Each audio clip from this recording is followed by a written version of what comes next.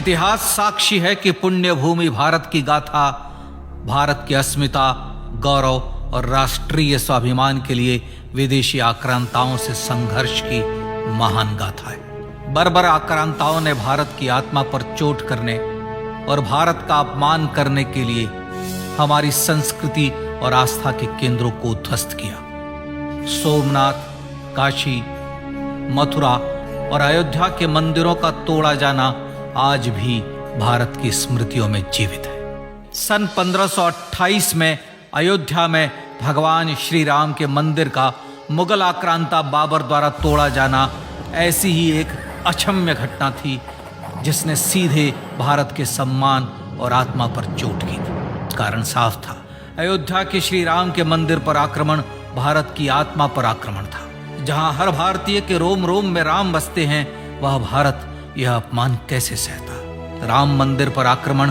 भारत को आहत कर गया था। विदेशी हमलावर अपनी बर्बरता दिखाते गए और भारत अपने आत्मगौरव को फिर से पाने के लिए संघर्ष करता रहा।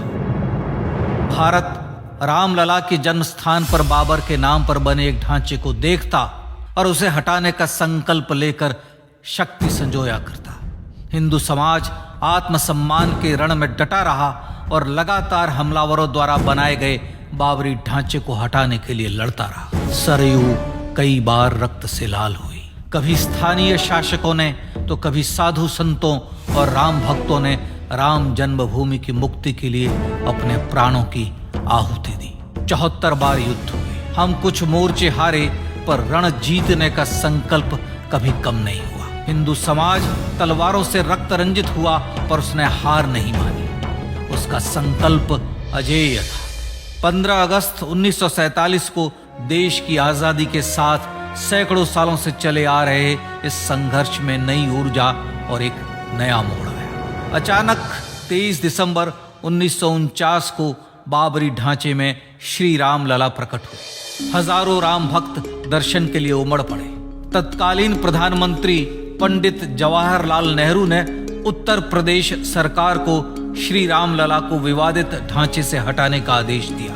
उत्तर प्रदेश सरकार ने अयोध्या के कलेक्टर को यह काम दिया और यह निर्देश भी कि जरूरत पड़ने पर वे बल का प्रयोग भी करें। अयोध्या के कलेक्टर ने सरकार को उत्तर दिया कि यह नरसंहार के बिना संभव नहीं है और फिर भी वह ऐसा चाहती है तो किसी दूसरे कलेक्टर से यह काम करवा ले। परिणाम स्वरूप रामलला की मूर्ति वहीं विराजमान रही। विवादित ढांचे को बंद कर दिया गया।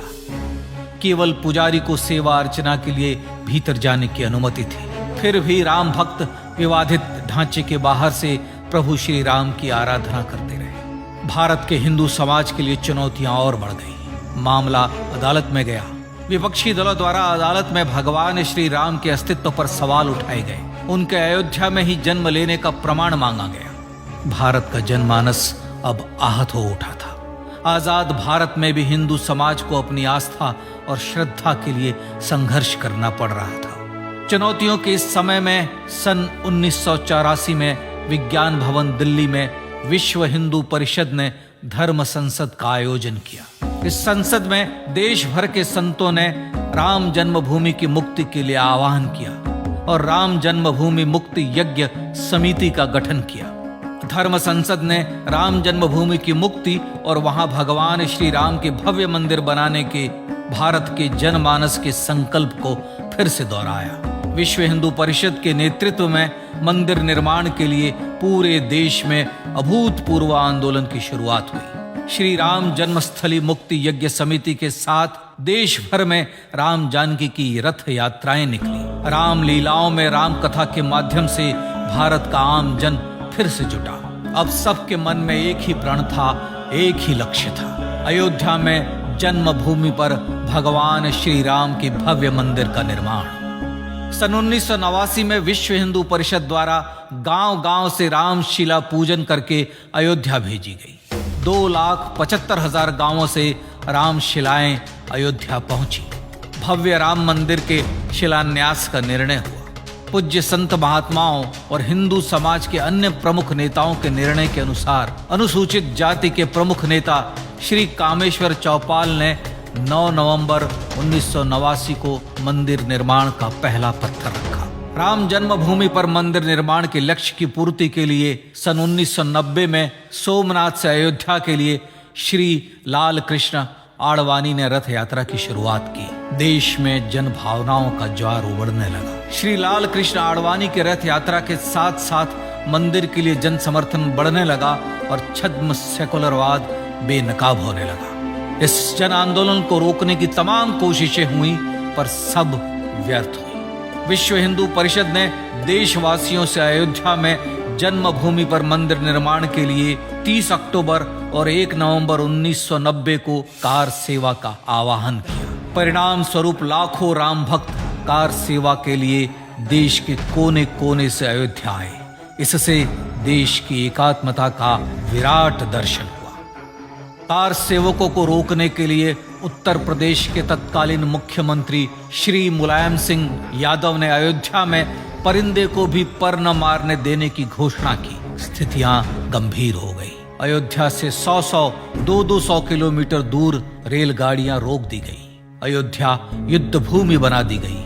मार्ग बंद, रेल बंद, चप्पे चप्पे पर पुलिस।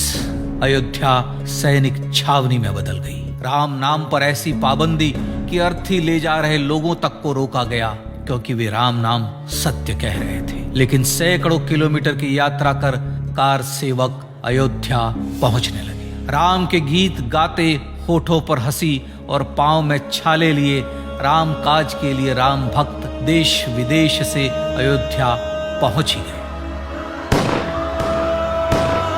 कार सेवकों पर गोलियां चली। अनेक कार सेवक शहीद हुए।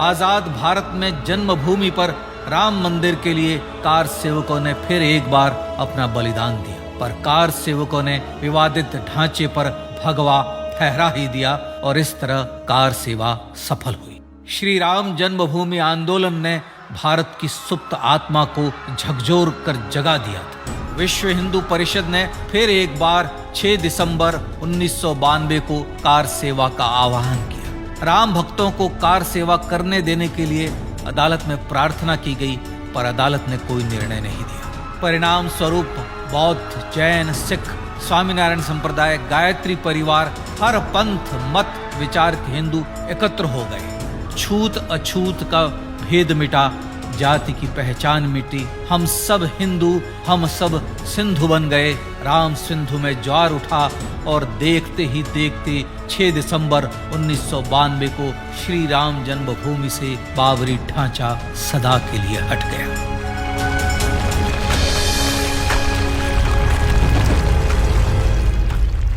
यह क्षण शौर्य, न्याय और सत्यमेव जयते का क्षण था। यह तो धर्मस्ततो जय का क्षण था। पर संघर्ष की गाथा यहां जाकर भी नहीं रुकी। छद्म सेकुलरवादियों द्वारा भारत और भगवान श्री राम के इतिहास को झुठलाने के लिए अदालतों में चुनौतियों का सिलसिला चलता रहा, जो 1950 से चल रहा था। हिंदू सिखों के बीच से गुजरते हुए भगवान श्री राम का दर्शन करने के लिए विवश थे। यह स्थिति थी आजाद भारत में श्री राम और राम भक्तों की। पर सत्य को तो जीतना ही था। आखिरकार देश के सर्वोच्च न्यायालय के 5 जजों की खंडपीठ ने 9 नवंबर 2019 को ऐतिहासिक निर्णय दिया और यह कहा कि अयोध्या जन्मभूमि परिसर की पूरी 67 एकड़ भूमि रामलला की। और न्यायालय ने भारत सरकार को जन्मभूमि पर मंदिर बनाने के लिए एक ट्रस्ट बनाने का आदेश दिया। सर्वोच्च न्यायालय के आदेश के अनुसार भारत सरकार ने 5 फरवरी 2020 को श्री राम जन्मभूमि तीर्थ क्षेत्र नाम के ट्रस्ट का गठन किया और राम जन्मभूमि न्यास की भूमि जो सरकार द्वारा अधिग्रहित की गई थी, उसे ही नवनिर्मित न्यास को वापस दे दिया गया। 5 अगस्त 2020 को भारत के प्रधानमंत्री श्री नरेंद्र मोदी ने श्री राम जन्मभूमि तीर्थ क्षेत्र के अध्यक्ष पूज्य महंत नृत्य गोपाल दास, राष्ट्रीय स्वयंसेवक संघ के पूज्य सरसंघ चालक डॉक्टर मोहन भागवत एवं उत्तर प्रदेश के मुख्यमंत्री श्री योगी आदित्यनाथ की उपस्थिति में श्री राम जन्मभूमि पर भगवान श्री राम के भव्य मंदिर के लिए भूमि पूजन कर निर्माण कार्य का शुभारंभ किया। इस तरह लगभग 500 वर्षों से राम जन्मभूमि की मुक्ति के संघर्ष का पटाक्षेप हुआ। अपने आत्मसम्मान और राष्ट्रीय अस्मिता के लिए इतना लंबा संघर्ष विश्व के इतिहास में बेजोड़ है। श्री राम भारत की आत्मा, भारत की परिभाषा, हमारे राष्ट्रीय आदर्शों और जीवन मूल्यों के प्रतिनिधि मर्यादा पुरुषोत्तम हैं, जो हर हिंदू के होठों पर जन्म से मृत्यु तक रहे। बस यही हर हृदय में प्रार्थना होती है। राम भारतीय राष्ट्रीय स्वाभिमान और आसेतु हिमालय से समुद्र पर्यंत तक जन जन को एकात्मता के बंधन में बांधने वाले रक्षा सूत्र है। अयोध्या स्थित श्री राम जन्मभूमि पर बाबर का हमला वास्तव में भारत के स्वाभिमान और राष्ट्रीयता पर हमला था। प्रधानमंत्री श्री नरेंद्र मोदी द्वारा श्री राम जन्मभूमि पर राम मंदिर का पुनः निर्माण न केवल बाबरी मानसिकता का पराभव है, बल्कि संपन्न, सुखी, सुसंस्कृत, सर्वशक्ति संपन्न स्वराष्ट्र का सूर्योदय भी है। यह उस राम राज्य की दिशा में वह कदम है जिसकी अभिलाषा राज राजेंद्र चोल, कृष्णदेव राय, छत्रपति शिवाजी महाराज से लेकर महात्मा गांधी तक ने की थी। अयोध्या में जन्मभूमि पर भगवान श्री राम का मंदिर न सिर्फ राष्ट्रीय गौरव होगा, बल्कि वह श्री राम के आदर्शों का राष्ट्र मंदिर होगा। अब वह महान संकल्प पूरा होने जा रहा है। आइए इस राम यज्ञ, राष्ट्र यज्ञ में जिन ज्ञात और अज्ञात भारतीयों ने अपनी आत्माहुति दी है, उनका पुण्य स्मरण कर उन्हें श्रद्धांजलि दें।